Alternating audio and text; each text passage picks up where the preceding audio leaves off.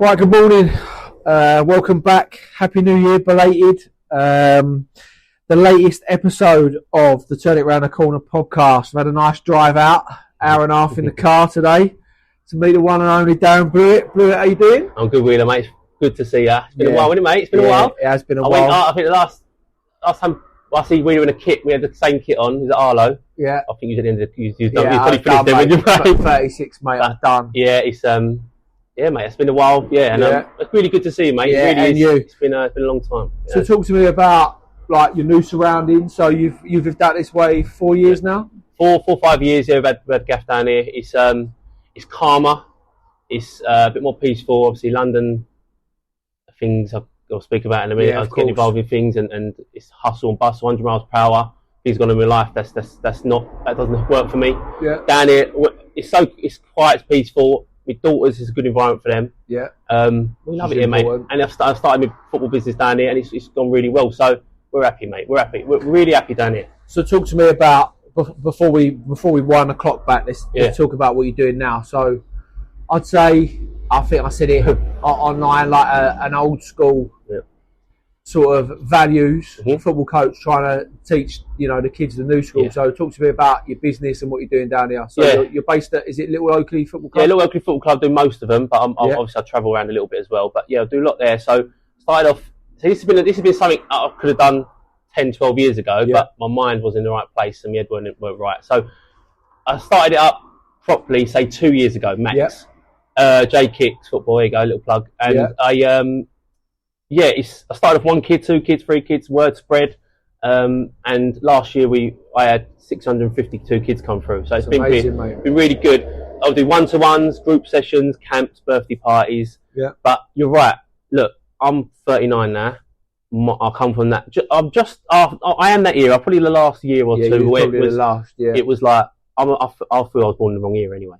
So that old school morals and ethics, and they won't get away with nothing with me. But I understand football's changed. But for me, the basics and core things don't change. Yeah. And if you do that right, I can work on other stuff, and things they'll get improve. Yeah. And the progression I've seen with some of the kids, and for me, the younger kids, it's not about football. It's about people skills, because they can't talk no more.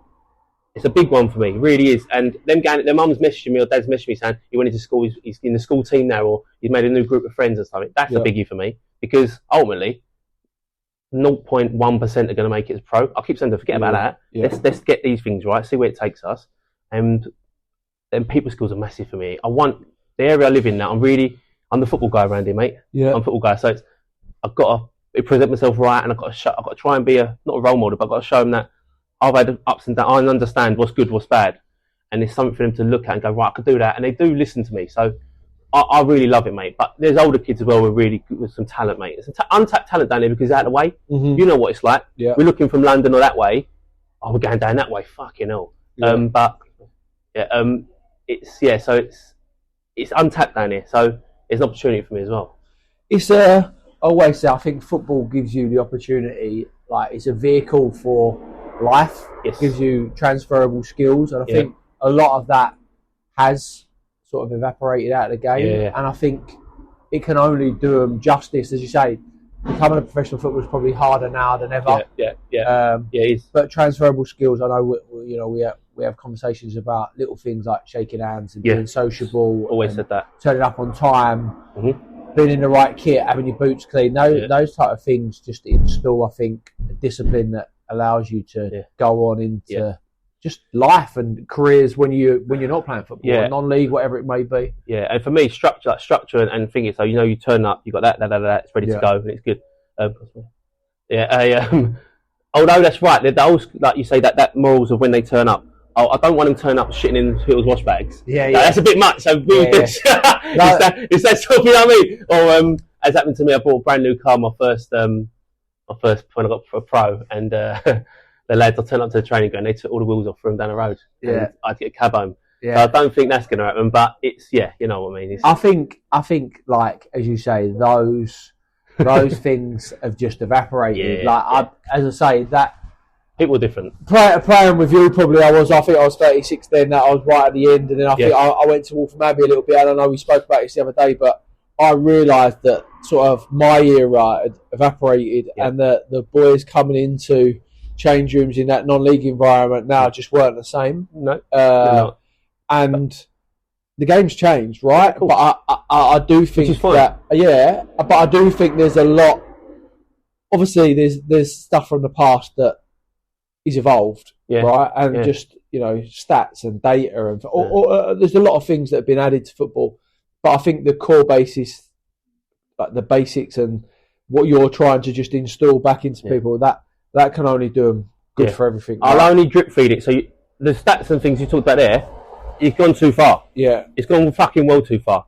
Because what happens is you end up getting coaches and people involved in football who they're really good at the stat stuff and they can do PowerPoints. They ain't fucking been in football, mate. And that is where it goes too far. And that's what I believe's happened. It's gone too far the other way. You need a balance. You need some sort of balance. And if you can get that right, I'm trying to install that a little bit here and there. It's not too much. I just think it has gone too far. So you've got to be wary of that. But yeah, I get what you're saying. That has evolved, which is a good thing. But you can't go too far that way because I say you get the wrong people involved in football, or people not non-football people, and I think that's filtering down. So it comes from the top, and then the manager, and then the coach, and then the players, and then that's what happens. So you got. I think you've got to be mindful of that as well. So obviously, I'll put some details out there, but just so where you at? What you work every day, or so you're at Little Oakley Football Club? Obviously, you're in and around this area. Yeah. So where, how can people contact you? So it might seem a bit lively on social media now, which is weird because I've never used Instagram in my life till about 8 months ago, and now I'm fucking on there all the time. But when you got a business, that's not promotion. Right? Yeah. Like, you don't go around knocking flyers out no more. Yeah. I could do that and get 10, 12, 15 people booked on in an hour. But yeah, obviously I'm on Instagram, Facebook, stuff like that. J_Kicks3. But I work mostly every day apart from Sundays. So even on Saturdays I'm at it. But I'm obviously a lot of them are after school stuff. So it's not till 4 o'clock onwards. But I've got a few older lads, not kids, young adults, 18, 19, 20, some are young pros. A couple not allowed to say the name, but they might ring me up and say they've got a session of an off day, can I come and do a bit? So I might go 10 o'clock in the morning here and there. Sure. So it's every day, but it's not just that. Obviously, because I do most of this on my own, I'm constantly thinking, so what about the next camp? What about a kit? What about if I had this idea? What about that idea? So if I want to earn money, you've got to keep at it. So and to be honest, I've gone. My relationship with my missus has suffered a little bit the last few months because I'm at it all the time, mate. Yeah. I can't stop. I can't switch off. I'll wake up at 3 o'clock in the morning and write something down, and I'll wake up in the morning and go, what the fuck was that? Yeah. Or I might write something going, beautiful. Yes, I'm using that next session. So I'm at it all the time. My brain's, I told you earlier, I'm creative now, much more creative, where before I wasn't, because I was in this madness. But yeah, and again, I don't want to waste time, so I'm always thinking, I've got to get it out, But again, there's a balance. Yeah. So yeah, every day I'm at it, but I love it, mate. I do enjoy it. Did I see you doing something with the local schools as well now? Yeah, I'm in the high school, so I do after school football sessions with the high school. Yeah. They've got a decent, the first year 7, their team pretty decent. Yeah. They've asked me to come, and I think it's more to coach them a little bit. And then we do an hour, which is for anyone in the community, all free, which is brilliant. Obviously, as many kids come, for them to just come, express themselves, have fun, play football. It's not structured with the second hour. It isn't the community thing. It's a big one. Just come play football, enjoy yourself, and the smiles is lovely, and it's a place where they feel comfortable, which is brilliant. Yeah, that's brilliant, mate. No, I love it. Well done, you. I think there's obviously we'll get onto it, but football, and you've got a lot of obviously experience there. But I think given your journey, you've got life skills, and you've got that ability where your path might not always gone down the right one. Yep. And that's invaluable to these kids, because not every kid is going to come from, the best background or take the best path. So I think it's invaluable what you're doing. So let's scrape it right back. Cool. So as a kid, where was you born? East End, weren't you? Yeah, born in Newham General. Yeah. Lived in Barking for a bit. My family from East Ham, Canning Town as well, customer. So I lived in East Ham, and it's rough and ready. It's all go. You play football outside. We used to have like 50v50 football matches from ages 6 or 7, up to adults 40 years old. And I remember we had a pitch down the middle. You'd have stinging nettles either side, and you get smashed in there. Yeah. And then you get up and just get on with it. Yeah. And it just was what it was. We had a guy who had one arm joining it. It was just brilliant. Like as a kid, you run around and play football. Running, threw my food down my mouth, went back out, and then time to go in was, Darren, in, run in, go to bed, go to school, repeat. It was always when the street lights come on, wouldn't it? I think, like, talking about how times change, you just don't see that anymore. No, right? you don't. Kids come home and go on the PlayStation, or it's a different environment, and I think that's had a massive effect on football. Yes, and I think towards London, obviously I don't live in London no more, but it's dangerous, mate. It's fucking like people are scared to leave their kids out, whereas we was just out. Like, if there was look where I'm from, there was a lot of drug deals going on and bad stuff going on, and you knew, like, as a kid, you can still see, he looks a bit dodgy and whatever, but if you needed help, that person would go and help me. Like, if someone was bullying me or picking on me or whatever, they'd go and say, like, you don't do that, whatever, or you needed something, or it genuinely was like, I need to. Obviously, we didn't have no money. We didn't have lots of money, so we needed bread or milk. That person would come knocking your door, go bang. It was so like that, mate. Genuinely, it sounds like, when people talk about from Cockneys and what, it happened. It fucking happened, and it was that environment. But obviously, growing up with older kids, I was mature in the sense that I could see things they were doing, and I see money early, and I see things going on. I was hanging around with 18-year-olds at 11 regularly, and so I grew up that way quite quickly, and I was good at football.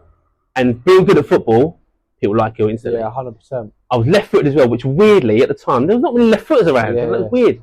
And still don't think there is now. No. Really. And it was obviously 4-4-2 then, so I was playing left midfield at the time, mate. I had some bit, I don't have my pace, but I scored loads of goals. Honestly, I played for my where did you start playing at Sunday? I played for Tingle Barking Colts for a year, and then I played for Ridgeway Rovers, which is a well-known team. And we was brilliant, mate. A lot of lads went to academies after that. I was only there for a year, and I played left midfield. I scored like 35 goals in a season. And from that, Norwich was watching. A few teams were, but Norwich, and we had two Norwiches at the time. The Norwich based in Norwich, and it was a London-based team. And it was like I don't know how they've done it, but we had a really good team. A couple of lads come out there. Johnny Mullins, who went on a good career. Really, Mitchell Cole, who sadly passed away. I knew Mitchell for years. It was really. You guys. Yeah, thank you. Yeah, so obviously being at Norwich, we had a really good team, but we was only another really good coach, a guy called Graham Scales, who passed away. Do you remember Graham? Yeah. Really good coach, mate. So we used to do that. We used to go into London or Stevenage. We done Potter's Bar. We went. And then in the holidays we was always at Norwich. Yeah. So the Norwich team was good as well. A lot of them went on to play. A couple of them played for Norwich, and they're decent teams. But as we went there, we was only for a year. Graham Scales, brilliant coach, and he passed away. And I went to his. It means a lot to me. He did. So it was a big influence on my thingy. And it's why I say all these kids, you got to be careful. Like, you got the coach you go to, they will remember that. So I'm always wary of that, because I remember my first coach, and Graham was brilliant. And we were only there for a year, and he come in one day and said, "We're scrapping it." Like, right, okay. And within a week, I had letters from West Ham, because it was letters. I've still got them headed letters. I've still got the letters. Jimmy Hampton headed from West Ham. Arsenal was Liam Brady. Millwall, which that I won't be asked for that one. QPR, Chelsea, all these headed letters, and mate, you don't get it. I don't know if they get them no more. There's headed letters, and I was like, fucking hell. And obviously West Ham one, I was like, wow, this is brilliant. Did all your family support West Ham? Everyone's West Ham. We lived 5 minutes from the Grand. Right. My upbringing was sitting, listening to West Ham, be in the garden. Yeah. And this is like, again, this is not bollocks. This is true. So I'll be in the garden. I'll be kicking the ball around, and you could hear the crowd. Yeah. So I would be playing football, and I worked out who would score and who wouldn't. I'd run indoors, put teletext on, wait for it to come round. Tony Cotty, 86 minute, get in, and then you go like that, and they go back out and play football. So I could hear everything. And that was that. So yeah, mate, it's just where I was at, and all West Ham. All West Ham. So all West Ham. How was that as like a family feeling? Was that big for the family? Massive. I think I went there at 11 or 12. Yeah. And signed, but I think I was in awe of it. But I think my family, more my dad, who went in the 70s and 80s and stuff, was I couldn't believe it. Yeah. But the problem was, again, I'll talk about it, it's fine. My dad went to prison when I was 11. Right. Big age, and I signed for West Ham. Yeah. So he missed most of that. From 11 to 14. Big time. I was there for three years before he seen me play for West Ham. I think, obviously, he was gutted about that, and it was a circumstance which, it was unfortunate what happened. It was unfortunate what happened, to be honest. And he missed that part, and what happened was, I was, people that know me and think this is bollocks. I was a shy kid up until about 10 or 11. Not shy, but not shy, but just wouldn't get involved and sit on the peripheral. Yeah. And when I got to 11, I was hanging around with older kids I spoke about outside of football. Yeah. But my old man was inside. Do you think that would have happened if your dad was around? Possibly, yeah, probably anyway, because of the environment I was in. Okay. But maybe not to the extent that I went to, where I've become quite hardened. Yeah. And my mum uses the words vicious. Yeah. I'm vicious, and I weren't taking no shit off. I was just so angry. Angry kid, I think. And 11, 12, 13, when I was playing West Ham, I was performing well, playing up the year, and we had a good team and stuff, and it was a dream as such in air brackets. Sure. I had the kit. The thing for me was you had the kit. Yeah. So you got a fucking badge. Yeah. And I obviously supported West Ham in the 90s, and I was watching Julie Dixon. West Ham had never been good, but I'd watch people like Pete Butler, Paul Button, or Matthew Rush. Yeah. I think, oh, he's unbelievable. I'm like, shit. We don't win anything. But it wasn't about winning. It was just like, they're like, yeah, but I look up to them. Your team, right? Exactly. Like, Steve Potts was the best right-back centre-half in the world. He was just too small. He was playing for England if he was tall. It was one of them. Yeah. And Ludo McCluster was the best goalie of all time. Like, Peter Schmeichel can't lace his gloves. He's one of them. And then when I went there, it was, you'd see the players. Yeah. And you think, fucking, oh God, watch them training every now and then. And for some of them, it weren't as much because I was a fan. Yeah. And that, moving forward, actually hindered me. I talked about it a bit. It really did, mate. I found out later. It really did. But he missed that as well. And I become that. And I was a very fucking aggressive player. My whole game was based around that. But I had a good left foot and I could play. And they would keep drumming into me. That's why I play in Europe all the time. I could play forward, I could play quick, I was progressive, I was quite big, I was strong, but I was very aggressive and I loved to get involved. Like, I couldn't stay away from it. And the minute it was something, I'm involved. And that obviously was that was obviously your nature, right? Yes, that's the upbringing. It went into football too far. It hindered it to a certain extent, but that is your person. That helped me, but there was a balance I couldn't get. I couldn't find a balance because of outside things, to be fair, which overlapped as I got older.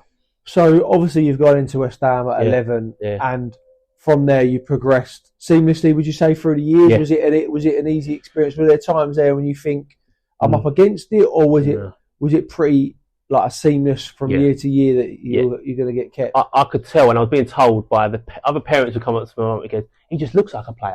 He just looks like a footballer. I carry myself as a footballer. I still say that now though. My missus always goes, what are you talking about? Before a game kicks off. Yeah. So the 7 looks like that. Like, it looks like he should be a footballer. Yeah. And 9 times out of 10, I think if you've been in football around, you just can tell. You can tell, you're right. And even at a young age, 14, 15, the parents would be saying to me, and with that, I was either captain or that sort of person anyway. Yeah. And I was playing up, and I was playing, and I played for the reserves at 15. I was the youngest kid to play for reserves at 15 at the time. I don't know if it's been broken or whatever, and so there's quite obvious what's happening. Yeah. And by the time I was 16, you get your YTS or you get fucked off. I knew I was going to get it. It was not even a thing. So, did you know early? Did you know early you was going to get a YT? Yeah, basically, yeah. But it was quite serious. It's weird because you know it's like the player. You don't think you play bad ever. No. Because I didn't play bad. Or I didn't anyway. But I genuinely don't remember playing. I just felt comfortable all the time. I was so confident. I just felt bigger than everyone else. Yeah. I put my presence on the game early. I scored a few goals, going for corners. I just could do things that people couldn't at that age in regards to I could zing a ball 40, 50 yards on someone's foot from left to right. Yeah. I'm thinking, no, I didn't say that, but at the time, thinking no one else is really being able to do it. And it was seamless. And the white test was quite stamped on, to be fair. And yeah, it was just. Can you remember getting that? Do you remember getting your white test? Yeah, but again, I weren't really that excited about it. I just knew, right? I just thought that was your path because I thought I was going to be a pro straight away. I thought by the time then I'm going to make it now. By the time I was 16, again I trained with the first team at 16. So the year West Ham got relegated, when they had Joe Cole, Michael Carrick, Jermaine Defoe, all that Trevor Sinclair, unbelievable team, and Rhoda was there, and this is where I was given that I'm doing well thing. I trained with the first team quite young. Only one in my year group, only one a year above. They skipped them and took me in. And Graham Road, this is one story I always tell. I played for the reserves on a Tuesday night. I got sent off at 16. 2 tackles, silly tackles. Stupid, shouldn't have done it. I played for the youth team on a Saturday. I got sent off for swearing at the linesman. I went into Monday. and I didn't really. I thought, oh fucking hell, but whatever. Went in Monday, and I thought I'll go train with the first team still. I had a bounce with me. I just thought whatever. Yeah. Went in Monday, and Glenn Roder, I'll never forget this. I walked past the office, and he smashed me up the wall, Wills. Smashed me up the wall, and he held me up the wall, and I could not move. And it's me. And then he told me this exactly words. He was like, "You fucking listen to me now." I said, "Yeah." He said, "You've got a chance here, but if you fucking keep doing this, he said, I'll release you. I'll fuck you off. Done. Yeah. You're gone." And I was like, "Oh, really?" And it scared me a bit. One, it was hurting, and two, I was just like, right, okay, I hadn't heard that before. And he went into one on me for about 5 minutes. And the next day I was training back the first team. So he liked me, and it was a case of, I just... Do you think looking back in hindsight, do you think he should have put you back in the youth team for a couple of weeks? Yeah, easily. Yeah. Definitely. But also, Glenn obviously got ill, and Trevor Brooking come in, and I trained with the first team when he was there as well, and I got sent in by him, Trevor Brooking, and he swore at me, and he doesn't swear at no one. I made him swear, and but I got sent in, and again there was little things coming into my play where I never had a bad attitude. I would give everything every training session, but I wanted to win so much. I would rather cheat than win. My whole thing was rather cheat than lose. Sorry. Yeah. I want to cheat. I want to win, so I'm going to cheat rather than lose. And but there was things coming in which was overlapping, and that was because my outside stuff of football, mate. When I get to 15, 16, I was doing stuff that I should not have been doing. Yeah. If someone who wants to be a professional footballer, involved in the environment I was in. Do you think, Blue, looking back, like obviously the support in the club's one thing, right? I think like from a personal perspective, I've gone through it with my son, like supporting Orient and playing for, and I think probably in hindsight it probably did hinder him because he'd play with a broken leg, whereas kids would have a scratch and not play for 3 weeks, and then I think me and my wife would sometimes think, he probably shouldn't have played today. He's done himself no, but that was because he loved the club, right? And it was in him. Do you think, looking back, that it'd have done you a world of good going and sign for, I don't know, Blackburn or Carlisle, a million miles away from your surroundings? 100%. And I spoke about this not long ago. I would have signed for Millwall. Right. Thinking now, if I went there, they were league below, or two league below, and of course they were the shit, but they were league below. But anywhere else, because I took everything to heart, mate. So when we go, if we play for the youth team, we lost the game, and they're like having a giggle after the game, I'll go fucking mental. Yeah, you're devastated. I played for reserves, and the first team, like Titi Kamara, I remember turning up for a game 5 minutes after kick-off. I was like, what the fuck are you doing? I'm 17. Yeah. He's like established, played for Liverpool. And I was like, what's going on? And what would happen is I'd go home and then go down the bowling pub, or because I'm in the area, my dad's mates or my dad mate's uncles and all that. I'm around blokes all the time, playing pool on a Friday night at bowling, not drinking, but around it, and sometimes, but around it, and they'd say like, tell that fucking Ian Pearce or tell that blah blah, if he don't sort it out, we'll fucking sort that. This is not on, and I'm taking it in all the time, and it's baggage all the time, isn't it? Baggy, and with that, I wasn't a stupid kid because I'm streetwise. I've always been streetwise, but I was listening to them things and I was taking it on board, going in there thinking, this is my club. I'm going to tell him. So I told Ian Pearce once. I told him, I said, you got to sort it out. My uncle said, you got to sort it out. And my mate's uncle said, this is not good enough. I took everything to heart. And ultimately, reflecting, I would have leaving or getting released. Might have, I don't know, because I had some good times there. I had massive experiences there. Might have helped me in the long run because I might have had an extended career. But again, with what we're talking about in a bit, with what I went into recovery for, that was there all the time without me knowing. So that might have played a part and hindered me. Well, like more. If you was, like you've mentioned a couple, so if you was a Millwall fan, for instance, that whole first team environment and like your family environment, whether that you wouldn't have cared about the club, would you? It'd be more what it is now, a little bit selfish. It's just you and how you do. Yeah. How did I do? Because you win, great. For West Ham, I wanted to win as well. Yeah. But again, you're right. I think if I've done that, it'd be a case of we didn't win, but I'll play fucking well, didn't I? Yeah, exactly. Yeah, and that's how I think it is now. Again, reverting it to Mudware, like it's not. I don't think they give two hoots about how you get on. Yeah. It's all about everyone's individual development. Which in a bad way, for instance, there's times when they'll be winning 5-0. Yeah. You play centre half or left back, and they're going to play you up front. Because it's the development of you. Right. Whereas ultimately, then you end up losing and all the kids are devastated. Yeah. My first year, No, I think me and one other was the only one who got a pro in the end. Right. So the 2 years went through. There was no. I'm trying to think of names. There was no names as such who went on. Moses actually Cody come. I don't know if you might have heard that name. He was at Millwall. Come to West Ham. Put a knife out on someone. Yeah, he he's the one who got caught with a knife, wasn't it? Yeah, pulled a knife out on someone. Something happened like that. I don't know if that's true. Actually, I don't know. So, but something happened like that. But yeah, he ended up playing for a few clubs, but there was no specific names. Right. And when you went in as the first year, who was the year above? Anyone so in the year above? Anton Ferdinand, right. Elliot Ward. Yeah. Who else was there? I think they were the two main ones who were playing for the first time. Really good careers. And for West Ham, to be fair, really good careers for West Ham. But below me was Mark Noble, Chris Cohen. Right. So they were playing up. I was playing up. So you sort of mixed with the 3 years we mixed together. Obviously, Mark played a couple of years. Chris Cohen was the one who I thought this kid's going to be a player for 25 years. He's unbelievable. But yeah, so we played up. So it was that sort of. I was in between them, squashed between them. But look, I say, sound like a bit of a twatty, but I was playing up a lot. So but playing for youth. I mean, my team. There's no names as such, but we got to the quarterfinals of the Youth Cup. Right. I played a year up in the Youth Cup. We got to the quarterfinals. Played Man City. They actually brought me on. I started on the bench. They brought me on left wing, which was mental. Tony Carr brought me, and I was like, "Tone, really?" Because he was getting battered. Because I put a team sheet the other day. Yeah, I keep putting it up, and their team's proper. Stephen Ireland, Nathan Manua, Casper Schmeichel, Lee Crop. Really good team. So, but I was playing up a lot. So I was squashing between them two age groups. But decent. Some of them good careers. Like people don't realise how hard it is to have any sort of career, any non-league career.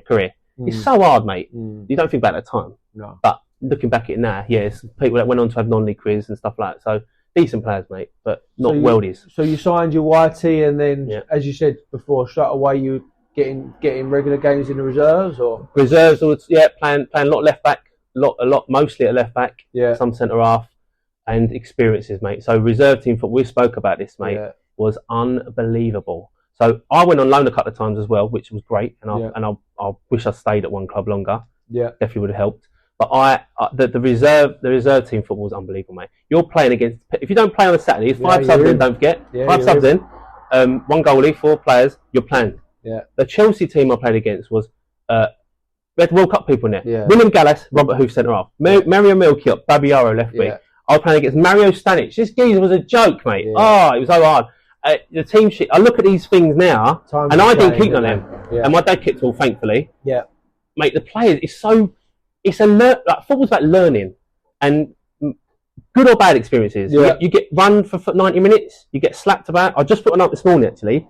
I played against Jason Roberts. It's the hardest player I've ever played against. Yeah. He slapped me around for 90 minutes. I've heard that from a few people. But I spoke to AZ Rippen the other day, and he said, "That's no shame, mate. It was a joke." And I said, "He beat the crap out of me, mate." Yeah. And that's experiences, though. That's a learning curve. Mate, it was so tough, and it was brilliant. Which you don't get now. And I was just playing regular. I was playing loads and loads and loads at 16, 17, and then 18, and then going on loan. But brilliant, mate. Really tough. Really. So did you have a loan Blue in your youth team? So from 16 to 18? No, I went on loan at 18 when I signed my pro contract against the team I was on the bench for the first team, so Southend. But when I got to 18, obviously, Alan Pardew come in by then. Yeah. As the first team manager, I was doing well. I weren't sure I was going to get a pro. And that was the most tense I've been in my life. Why? From that seamless save, probably up to a YT and like your youth team experience, been involved with reserve team football and playing up and whatnot. Why was you unsure of getting a pro? Well, I looked to the first team. There's a lot of defenders there, first of all. Right. And the thing I looked at. That's what they say. You should always look year up, year above. Right? So the first team, there was fucking loads. Right. There was a lot, but there was like an older generation. So you had, I think Gary Breen was there. Then the Malky Mackay's and Andy Melvilles were there, and then I looked above. So Anton and Elliott. Yeah. I think they already had a pro, so they've got a pro already. So that's 5 or 6 centre halves already. Thomas Repka's there, 7 or 8. Ian Pearce might have been. I'm thinking, fucking no, there's loads here, and not many people getting pros. Yeah. So no one was getting them at the time. It was very, very hard to get one then. So it come to the time to get released. In your second year, though, Blue, had there been any mention of it at all, or nothing? There was mentions, but I was getting told I'm getting a 5-year deal. Then I was getting told I was getting pros at the minute. You're going to get this. Fucking hell, you're going to be loaded. You're going to get it's fucking done. Nothing. So in the end, I just told them to fuck off. And that's an emotional roller coaster in itself, mate. That year was mad because my youth team, we went to Japan, And thing is, that's why I'm saying my youth team was no real names. We won a lot. We went to Japan and won this tournament out there. Played at the Osaka Stadium where they held the World Cup. It was unbelievable, mate. Massive out there as well. Obviously, culturally it's different, but there were so many people at this game. It was massive, brilliant. And we played there, and we was doing well. So I thought, I've got to have a chance because we're flying here. Yeah. But I'm doing well. I'm playing here, it was tough because in the back of my mind, club like that as well, as you say, you know there's at least 5 or 6 ahead of you all the time. They're saying there's more than that. First team and the year above. So it got to that point where I don't know, and I went home not knowing. So I hadn't been told still. Right. You know when you go, are we talking like end of season done? Right. Oh, I'm thinking, fuck, what's going on? And I had an agent at the time. Was there a backup plan? No backup plan. And I know for a fact the agent didn't have a backup plan because he was a prick. So, and he had other people in his books that he's looking after more than me, like Noble and stuff. And we found out that he didn't do no work. To be fair, it was just it didn't do great, but it's what it is. But that happened, and I went home and I'm thinking, what the fuck? So that's sitting late as well, isn't it? Normally that's like a March, April thing. And and I didn't have a mobile either. Right. So I'm sitting by the fucking landline for about 4 weeks. I'm sitting there, and they said, you'll have a call tomorrow. And we were saying, someone... Even that, our times have changed. On the landline, I can't walk around the house either. It's attached on the cord. Yeah. So I'm thinking... Sat on the stairs. I am shitting myself, mate. Like, I'm proper nervous now. And I'm with my nan as well. My nan's there. And I remember the phone rang, and every time the phone rang, I'm answering it. It'd be like, someone, fuck off, put the phone down. Buy some double glazing. And it rang, obviously. Finally, I opened it. Hello. This is, I can't remember who rang me. Right. So I answered the phone and hello, all right, blah blah. So we're going through your whatever they talk, and it was like a minute, and I'm like, come on, fucking. And I've got my nan, my dad, my mum hovering, and I'm like, fuck off, like because I'm nervous. Of course. I'm shitting myself, and then they said. We're delighted to let you know you've got a 2.5 year contract. It's 2.5 year. I don't know why. Yeah. No, sorry, 2 year with 1 year. A 2 year with 1 year extension. Yeah. Right. Option. Their option. Their option. Yeah. Not mine. Their option. Yeah. I thought, okay. Could deal with that. Yeah, I'll take that. And then I cried my head at that. I was so emotional, and I was like, my dad. Everyone's like crying. So it was like, it was unbelievable. And then I just put the phone down, didn't listen to the rest, and then they had to ring back because they were like, oh, we've got to finish off what we're talking about. Because I was just like, yes, done. Deep breath. Breathe, and I was like emotional now thinking about it because it's a big moment. And then it's like it was brilliant, and then you just I think they were more pleased for me than I was because the family. My nan was with the 1980 World FA Cup. My granddad got a photo of it. They're massive West Ham, so it meant a lot. Yeah, it was a big one. So during that summer, Blue, you've probably had to go into the office and sign that and get it done. Yeah. During that summer, was that an era where you went and had a good time? Or did you think, I'm going to be a footballer, I'm going to do, they call it pre-season now, knuckle down and get fit, or did you just carry on regardless? No, there was no pre-season, mate. It was absolute carnage. Yeah. It was probably my worst summer. Because the reason I asked that question is because, like, as you said, back in the day, there weren't. Like, your pre-season was to get fit. You put a back bag on, you'd run. Exactly. Right? You get the beans out of you, right?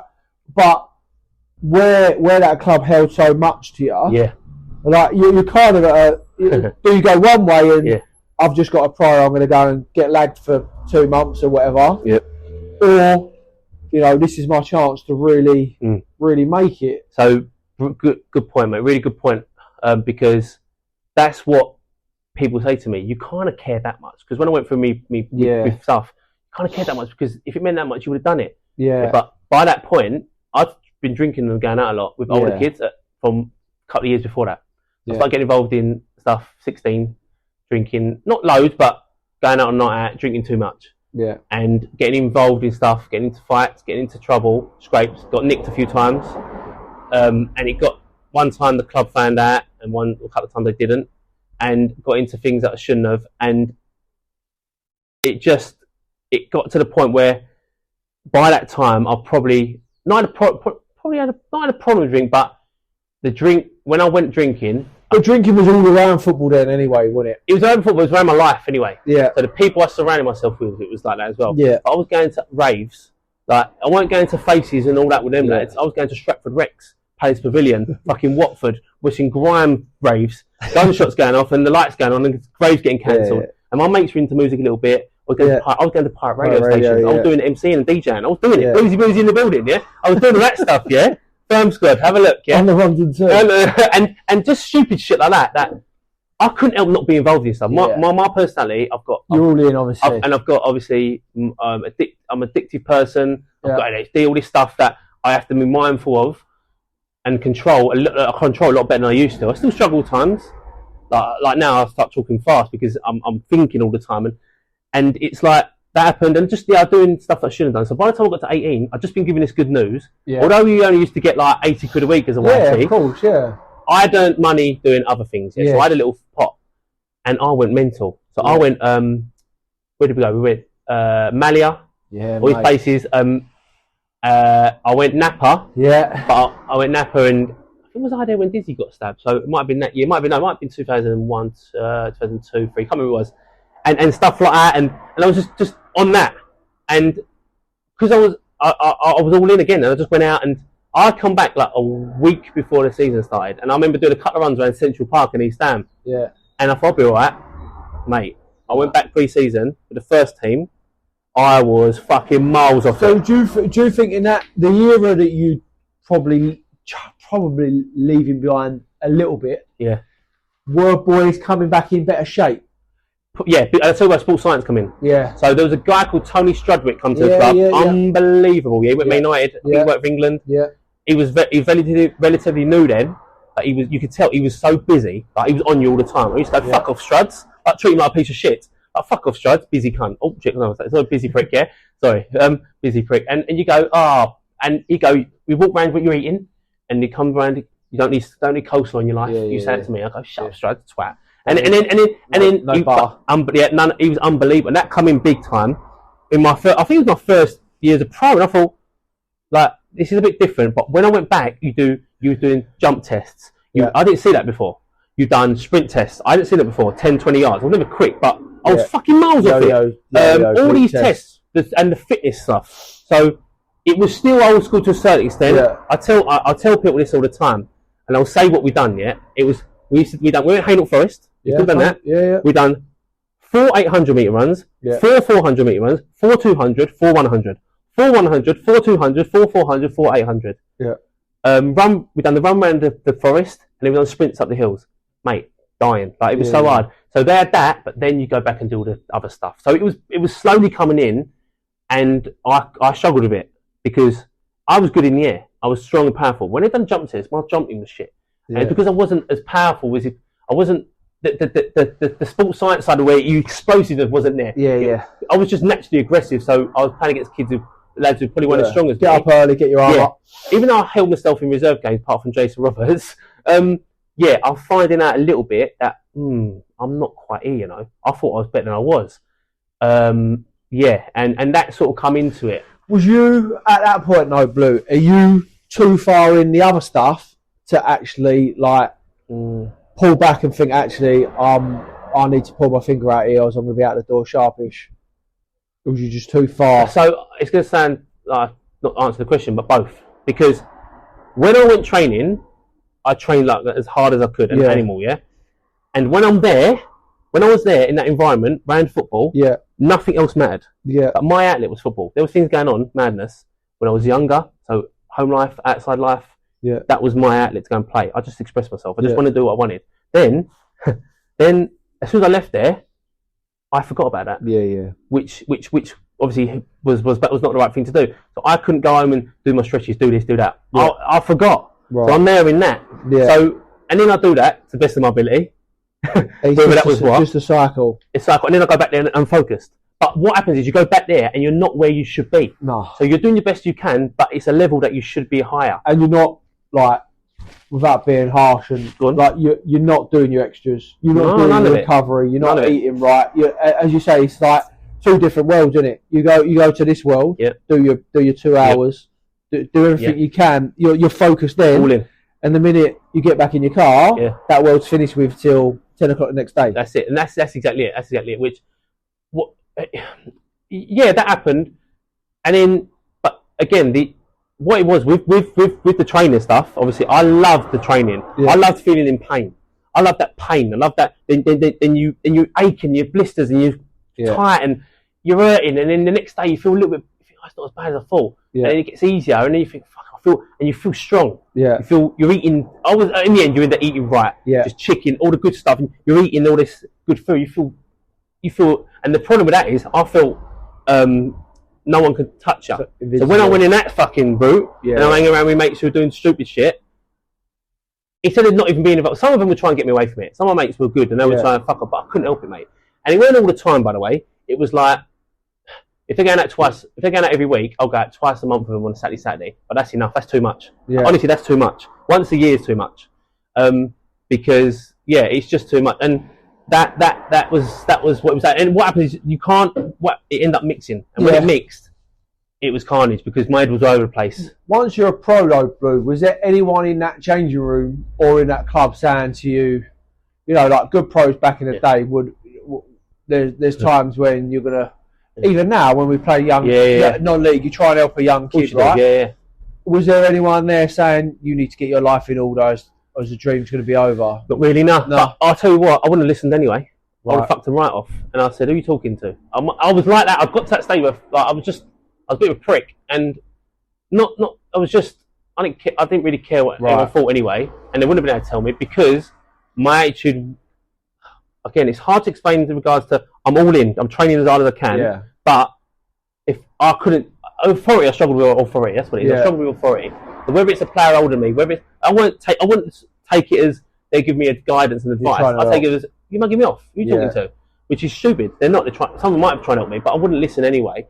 But the problem was the club knew I'd been up to stupid stuff, and they'd give me a slap on the wrist a couple of times. So when I was like 15, 16, I had no license. I used to drive. I had to walk to my mum's work in East Ham. She used to work in the school called Plashet School. And I had a spare key, she didn't know I had it. Park in a car park, and she never used the car for the day. So I'd nick her car, drive to training at 15, 16, at Little Heath with the youth team, park over the road, pick my mate up, pick someone else up who's a legend at the club and works higher up now, Mark, and jump in the motor. I'd drive to training, leave it over the road, wait till everyone goes back to the Treble Heath because we had lunch and do a second session. Yeah. I'd walk over the road, drive back down the A12 one of Moby Dick, and drive to training, go park down the road. And one time, a couple of times, I'm driving down the A12. I've got to the traffic lights. I've looked to my left. Tony Carr's in the fucking car next to me. He looked at me and he's done a double take, and I'm like, oh my god! And he looked at me and he's going, pointing for the thing, going, yeah. And I've just gone, flattened it and gone bang for the red light. Drove to the training, going up the road, parked it and ran in. Obviously beat him there. He's walked in. He's like, where is he? He said, I have a prop going me. I said, what are you talking about? I said, I've been here. Yeah, tried to fucking tell him why I'd done that. And then obviously they caught me. The car was down the road and they got done with that. So but they knew I had a side of me that was there. And I'm from the area, so someone would know someone. It would just get out. And a couple of people tried to help me. I didn't have much. The problem I had, mate, was although I probably wouldn't have took. I don't know if I would have took advice on properly if I believed in someone. I didn't have no guidance, mate. Yeah. And I'm not blaming that at all. Me, everything's on me. But I believe, and I do this now because I'm getting older, so I understand it, and I'm looking back at it. You need guidance. You need luck. You need guidance. Yeah. If you've got them, it will help you. Yeah. It won't be everything, but it will definitely help you. I didn't really have that. My mate was like my mate. Yeah. Me people I was knocking around with we didn't care about that. I'm just Darren. I'm just whatever. So it was, that's a biggie. Did you think though at one point was there any point during that process though when you changed from that and thought actually I can see it slipping away, or it was just two different worlds and you just dismissed the other one? A little bit, because when I was 18 I got on the bench for the first team. So this is the problem. I'm still performing. I'm still playing well enough for them to get me involved with the first team. So I won the first team. I was on the bench against Southend in the cup, and that ended up in disaster. Like everything just ended up in disaster. So my big moment, I think I'm going to get on. I thought, you walk into the changing room first of all, my first ever time, and everyone's just casually carrying on like normal. You got your shirt, your name, and it's Blewitt 32, and I'm like, fucking hell. And I was goosebumps. I'm like, and I'm at Upton Park. And you can hear even more being a fan, like reverting back to being a fan, right? That's I'm looking at it as a fan. So I'm looking in, like I can hear. I'm looking where I would sit normally, like where I used to bunk in at the flats, or look out the flats and jump and look out. We could see half the pitch, stuff like that. So I'm like that, and I'm doing the warm up, and it's slowly. It weren't packed because it was a cup game, but it was 25,000 there maybe, and you can slowly see them build in. You hear bubbles and all this stuff. So the warm-up's going, I'm thinking, oh mate, this is unbelievable, right? And then the game going on, and I must have warmed up about 45,000 times because I just wanted to be out there. Yeah. And the game's going on. Mark Noble made his debut in that game. Right. Teddy Sheringham was on the bench. We had a good bench. I think Mark come on. So I'm on the bench, yeah. I'm on the bench. I'm warming up, and Pardew. At this point, we had no issues really. He's Bubba, go and warm up. So I'm thinking, I'm coming on. Yeah. I'm looking around. I'm coming on. I'm trying to find everyone. I'm warming up. Was all your family there? Or? Everyone was there. Everyone's there. I've got mates everywhere, and I could see because it weren't as packed. I could see a couple of people I knew. Yeah. So it's all right. And I'm warming up, and he said, "Right, you're coming on. Yeah. Couple of minutes. You ready? No, you're coming on in 1 minute." So I went. No, sorry, you're coming in 2 minutes. So I've done another jog down, sprinted back, and I had my shirt on under my jumper, with my shorts on, and my socks rolled down. So my shin pads. On the bench. So run back to him, and he said, "Right." But he started to talk, and he went, "Where's your shin pads?" I went, "I'm just on the bench." He went, "For fuck's sake, sit the fuck down." Yeah. And I went, "What?" He sit the fuck down. Didn't bring me on. Yeah. Head's gone. My head went, but proper bad, yeah. So I'm like, what? I was confused, and my head went. Well, when I say went, yeah. So I'm sitting there, and the game, I don't know how long was left, not much longer. The game whistle went. He's walked in. I've chased him down the tunnel. Like our head is gone, and Pete Williams is like when the kick man there was Eddie, but Pete was there as well. It's like, "We going?" I said, "I'm gonna fucking have this geezer, yeah." He said, "What?" And I said, and they're all following me down there. I ran the thing. I said, "Oh, yeah, I'm shouting down the tunnel, yeah." He's got into the change room. "You fucking I went mental, yeah. I took my boots off and I launched them at him. This is the manager, yeah. I went mental, and the worst thing about it all was he just laughed, and I went, I lost it, lost it, and then I took them from there out the change room.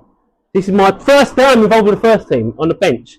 My head went, and I thought I was being. Who am I to say this? But I felt like I was being disrespected. I'm not a good father, but I felt like being mugged off. Yeah, I just felt like that. Look, I don't want to call myself pricky, but that's how I felt. Okay, and and I just hated it. And what happened was, I'm standing in the fucking reception area with my fucking kit on, or got my socks rolled down, no shin pads on, and just didn't. I didn't get on, and that happened, and then. The weird thing about that is Southend took me on loan. Right. So a week later, he fucked me off when on loan, which it was basically a fuck off, but also good experience. Yeah. And I was happy I went on loan. 18, playing in League Two, and the season was very successful. To be involved in that was good in the end. But so you went there for the whole season? I only went there for about, I think it's 4 or 5 months. Yeah. And got promoted from League Two to League One. Right. I didn't play much. I was back up because I was 18. Adam Barrett, who was captain legend there. Legend Spencer Pryor was there. So I was never getting in, and they had a guy called Andy Edwards, another experienced player, very good player. He was injured, so I come in cover. Now. Yes, he does. Yeah, that's right. It's right. Eagle, and and I was back up, so I was on the bench. I wasn't really getting on, but I was involved in it, and I was involved in 2 big occasions. So they got to the LDV final at Millennium Stadium, and got promoted from League Two to League One, which was Millennium Stadium again. Yeah, it was Millennium. Yeah, so it was just unbelievable, mate. Like. Just to be around that, and again, it was a good in the end, a brilliant experience. Great group of lads. I learned what it's really about. I'm travelling all the time. With West Ham, I'm travelling a fair bit, and I see some moody shit. But that was a good experience. Was you living? Did you go in digs there? No, I lived at home. I lived at home, which again was. I end up. This is the first time I end up going out with a team more, because I wasn't going out with a team a lot. I was going out with mates. I ended up going with a team a bit more. Yeah. Not all the time, but some. And I learned like the foot that. Everyone talks about football banter. Yeah. Like, I'll get it a little bit, but my banter was worse because my mates are just horrible fuckers. Yeah. My mates, we want to hurt each other all the time, do bad shit to each other. And so that was thingy. So it was different, but I loved it. Like, and the thing is, if you spoke to some of these players that I played with, they wouldn't have known this was going on. No one would have known what was doing that. So, and it wasn't all the time. I want to make sure everyone knows that, but it's one time's too many. Yeah, it was just that, but I loved the experience at Southend. Good season. So you was back up. How many games did you play there, Blue? 1. Right. I was on the bench a lot though. I was on the bench all the time. Right, like some not used every week. Yeah. Unless someone got Adam Spencer and then Andy Edwards on the bench, he'd come on before me, or I wouldn't be on the bench sometimes because he'd be on the bench. So it was a back, let's say 5 subs then as well. Yeah. And they had like 4 strikers, so he always liked to have 2 strikers on the bench. So who was the manager at Southend? Right, okay. And Paul Brush assistant. Yeah. Again, Tilly was like he just wanted to join in training. Yeah. He wasn't really like tactical genius. Yeah. But he was just one of the lads, and had a good group there. Mark Gower, unbelievable player. Kev Yeah. Mayer. He had a good mixture of Kev and Mark Bentley, who was an animal, but he's a player. That was my age at Spurs, mate. Yeah, how good was he? Player, unbelievable player. Yeah, and just a good teammate, and they deservedly got promoted. So off the back of that, then, Blue, so you've got a 2 years deal. Yeah. So you've gone there for your first year. Yeah. How did that second summer play out? Again, is it more like you're just rolling on as normal, or is it you've had a little taste? Yeah. Now you know what needs to be done. Come back with sort of a new outlook on stuff. I understood it a bit more, right? Like because I understood it what on the pitch or more off the pitch. More like the one thing I did learn, you got to lick a lot of arse, and I weren't willing to do that. Right. I was not willing to, and you've got to be I'll pick that up. I'll do that. Fuck that. I would always help, but I'm not going. I'm not going to please him or to shut. Like, I'm not doing that. Sorry. And you have to, I think some people wanted to do that. That's fine. But I wasn't going to do it. But I understood you've got to be at it all the time. So you've got to be. I've got to give myself the best opportunity to play as well as I can to show them. Yeah. And I wanted to be in that team. And I looked at what was ahead of me. And then I looked at the Malky Mackay's, Andy Mill. I thought, I'm better than him. I played reserves with him a lot. I fucking played better than him, and I was performing really well. Right. That's why, although I was doing a couple of things that weren't great, I was still getting involved. If I wouldn't, I'd have fucked me off completely. Yeah. And I went on loan, but that was a good thing when I looked at it. But I come back, obviously, I had a discussion, and I had a few fallings out. I spoke to Pardew on my own, we had a chat, and it was like, right. Is this coming back into the building? This is put in the end of the season, yeah? Right. So he's like, I was South, and we just spoke normal, and he said, you can't fucking do what you've done. Like, that's a piss take. Because he was quite young himself as a manager. Yeah, cool. He was learning as well. And listen, he was a good coach, by the way. Fucking very good coach. Looking back, though, both of you could have handled that better, right? Yeah. He probably could have said, go and get them. Yeah. And given you a fine. Yeah. Yeah, that's fine. And then you probably would have handled it better in the fact that, after half time, I need to be my pads on and ready. Do you know what's funny? That was always an unwritten rule, right? Yeah. Do what you want in the first half. Yeah. Second half, get your shirt on, get your pads on, pull your socks up, do your boots up. That's right. I heard Teddy Sheringham on a podcast the other day. Towards the end of his career, he went somewhere else, and he'd done the same thing I'd done, and he didn't put him on. Yeah. Even at his age, he'd done everything done. So he said he'd never done it again. Yeah. Even at his last few clubs where he was. Yeah. So that was it. Yeah. And we had a chat, and it was weird because I'll say it went okay, but it was still like something there. So we still give each other a little bit. I said, I still think you took the piss. But I would talk to him like, I went like, oh, sorry, Alan, like, sorry, Gaffer. I'd be like, I say, Gaffer, you took the piss, I think. He said, and then he'd go, why? He was so like that. He'd go, why? Because his nickname's Chocolate, right? Chocolate, yeah. And look, listen, I'm not going to talk about things, but he was a boy, yeah? He's a bit of a boy. So that's in the holster for if he tries it one day, by the way. That's in the gun holster. So like he was like, I swear, I've got paper backup, like, loads of it. Testimonies and all sorts. I'm not silly. So, but he spoke and he was like, what? We'd go again. They'd be like, fuck it. But then we went, right. Forget it. What's happened? But you're far down. You've got to fucking show me. You've got to show me something because you're not in my plans to start or nowhere near it. I was like, all right, sweet, no problem. By this point, as I'm 19. Anton and Elliot, are they in and around the first team all the time? Yeah, they're in and around it. And by that time, so I'm 19. So it's 2004-05 season. I think they got to the Plough finals to Palace that year. Right. I'm right. Yeah, I think I'm right. in that date. So they end up really being involved in that. So I'm training again with the first team, doing pre-season with them. Yeah. I think Teddy might have come that year for the first year as well. Yeah. Teddy was a guy, mate. Oh, what a geezer. So he trained with us for the first year. 195, eh? Oh, mate. So this is true. Like, everyone does it anyway. Obviously, I only went out with him a few times, but I had a couple of good times with him. Yeah. And we used to call him Teddy's knockdowns. So we go faces, mate. Yeah. And they will. The thing is, with Teddy, he was 40 when he came to West Ham. Yeah, unbelievable. Got player of the year. Harry, unbelievable. In the Championship. It was that year. One of my favourite players ever, mate. Such a proper footballer, wasn't he? So cold, so easy. Made the game so easy. So, and in the club he made it look easy as well. So he'd have birds, women my age, yeah. So I'm like, well, okay. I go and faces, and he'd be like, he'd point, and I go, oh, all right. So that's his missus. That's okay. And he'd go, he'd do a little head, and he'd go, Teddy's not dance. So I'm like, all right. And he'd pick it on Ted, like, pick it on the corner, Ted. Set me like this. So and then it was like, and we had a few nights there, but he was a great guy. But so that happened, and I think they were more involved. So I looked at it quite more understanding and thought, right, I'm good at first team. I've ended up training with the youth team a couple of times as well. Yeah. And then with reserves, you could see there was a few others like experienced players that weren't involved at all. So I weren't gutted because I'm training with good players, but I thought, I'm not really going to touch this there. So the opportunity came to go on loan again, and this time to Hereford, and I jumped at it. And they were in the conference. Yeah. So I thought, I'm going to play. I'm definitely going to play, which is good, which I did. And I looked at it, I thought, but first I said, where the fuck's this gaff? Yeah. And then when I got there, I thought, get me out of this gaff. Yeah. And then when I left... Is it Edgar Street? Mate, when I left, I thought, I want to stay at this gaff. Oh, mate, it was unbelievable. But it was... Is Hereford the one when they bring like the ball on the pitch? So this is one of those moments, it's the thing. that is one of the funniest things I've ever seen in my life. And I didn't know it was happening. Yeah. I'll tell you now, once I don't forget. So I'm playing my first or second game. No, second game, because the first game was away to Tamworth. We won 1-0. So it started really well. We went on a run of 5 games, didn't concede a goal. We won 3, drew 2, so flying. You were playing centre half? I played 3 at the back, I played left centre half, right. Flying we was. And we was in the playoff positions as well. So I've gone there, and then my first home game, I'll tell you about other things as well, but our first home game, it's a strange area, but I've not said it badly because I love them. I love these fans. I was involved with them all. Yeah. So I've got there, and I'm standing there, and this ding, this fucking bell going off, and this fucking geezer's come out, and he's got a ball on a lead, like a dog lead, yeah. And I'm thinking, it's fucking massive, yeah.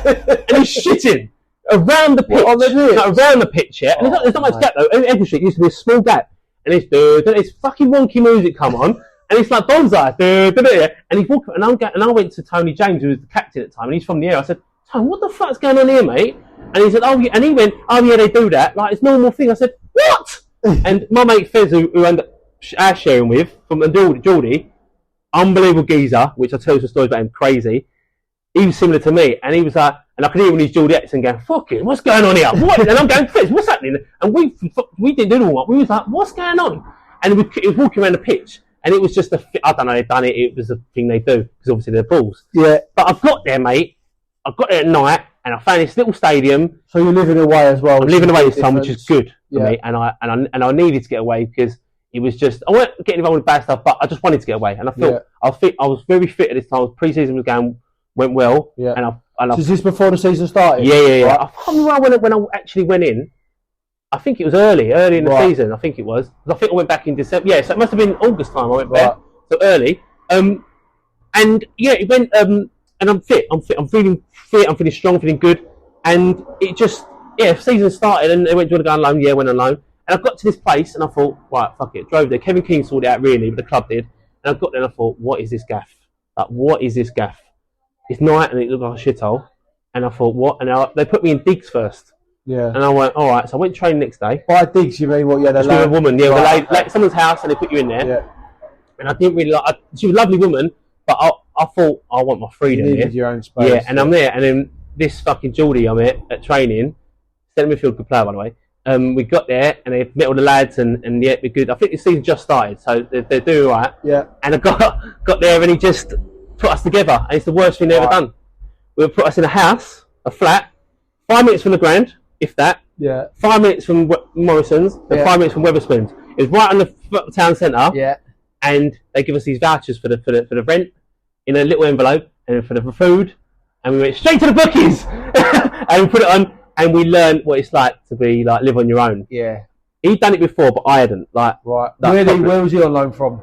He played for, I think he was at Watford. Right. No, I think he signed permanently. Right. But he'd been at Watford. Okay. So he experienced first team football. Yeah. I hadn't done this before in regards to away. I think he'd been on loan a couple of times, so he understood it. But I'd managing yourself, mate. Managing yourself. Fucking hell. I said we couldn't, because he was madder than me. And we had dinner. If you could it on gas mark 6, that was our food. Yeah, chicken nuggets, chicken dippers, fucking smiley faces, waffles, all in the oven. Yeah. Gas mark 6, we used to call it. That was it. And so we'd done that at the start. Then we'd done a bit better, but it was mad, mate. But what a time I had there. The experience with the fans. Yeah. But you're playing every week. Men's football. I ended up coming out a couple of times and then putting back in. I think I played about. So basically, what happened? I got to December, and I got in and out of the team because the centre half called Tamika. He was a fucking good player. Mandarike. Yeah, he was a good, come to proper good centre half. He had a career. He had a career. Really good centre half at Hereford. He loved in it, and it was another lad called Dean Beckwith. So it's 4 of us fighting for 3 spaces, and he rotates sometimes. And I was getting to December, and I was out of the team a couple of games, and I was getting young. And I thought I should be playing. And instead of being patient, they wanted me to stay. Graham, the Turner, was the manager, unbelievable gaffer, by the way. He wanted me to stay because I would have played loads more. I would have probably played another 15, 20 games, and I couldn't wait. I was so impatient, and I went, "Fuck this! I want to go home." And what topped it off was December. This is where I'm mature in one way, immature another way. I'm 19. Thinking all your mates are going out. Fizz went home to Newcastle. Yeah. And Dean Beckworth, who I was going to, then he went back to Gillingham. So I'm on my own Christmas Day. I'm getting all the calls of the family. Yeah. I'm eating I was drinking Bucks Fizz in the morning. Yeah. I went training, come back, drink Bucks Fizz, and then I ended up getting pissed. Did you have a game Boxing Day? I had a game, but I ended up not getting pissed. I had a few beers on my own, and I ended up playing PlayStation on my own, drinking beers, eating waffles. Christmas Day. And I was like, I ain't doing that no more. Moaning. Went to the game of Boxing Day. You know what? I think I faked an injury. Got taken off. Right. I think I did. I can't remember. It might be Canby Island. Home, and then we had a game New Year's Eve or New Year's Day against, I can't remember, it might be Wrexham. And I was on the bench, and I decided on the bench, I'm gone now. And I went home. And it's the worst thing I've ever done, mate. Yeah. I should have stayed. I was doing well. The fans loved me. I loved them. I loved the lads. Ended up getting promoted from Conference to League 2. I missed it. I always. So this is Christmas time. You went back to West Ham. I went back to West Ham. Why? Because of that, and I missed out on getting promoted with them. Another from Conference to League 2, very good promotion. All the celebrations, all that stuff. I went back and had celebrations with them, to be fair. But I do feel I contributed towards that. So I played 14, 15 games. I definitely contributed. No, I didn't get a medal, but I should have because I've got that. I think someone tried to sort it, but I was gone, and I should have. There's enough games to get qualified anyway. Definitely contributed towards it. The fans still speak to me every now and then. Yeah. So I had a good connection, and it was just I missed out on that because my impatientness. That's the word, but being impatient. And so when you went back, say New Year to West Ham, what's the situation? Fucking waste of time. Right. Waste of time. I wasn't involved. He fucked me off again because I did. If you're not needed, you get fucked off. Yeah. Right. That's how it works. Right. And that's fair. I've got no problem with that. I wasn't involved.